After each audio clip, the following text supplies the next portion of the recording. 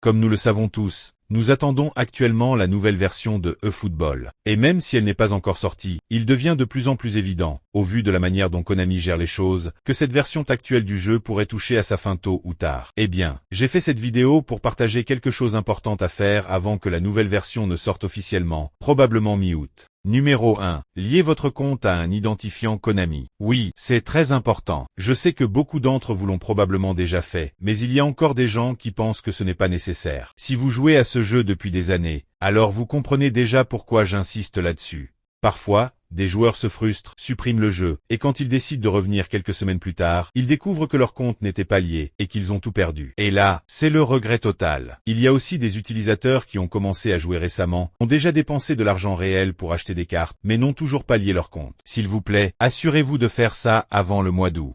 Numéro 2. Ne paniquez pas. Il fut un temps, avant la sortie officielle des footballs, où Konami avait l'habitude de convertir les anciennes cartes en joueurs de report, KarioV Players, à chaque nouvelle version du jeu. Cela rendait tout l'argent, le temps et les efforts investis dans ces joueurs complètement inutiles. Mais heureusement, ce n'est plus le cas aujourd'hui. Certes, certains joueurs peuvent être un peu nerfés, rendus un peu moins efficaces, au fil du temps, mais vos cartes seront toujours jouables lorsque la prochaine version arrivera. Ils l'ont d'ailleurs clairement indiqué sur leur site officiel, la mise à jour arrive mi-août. Alors, attendons simplement et espérons que ce sera une bonne surprise. Et enfin, abonnez-vous si possible et restez connectés pour plus de mises à jour et d'astuces.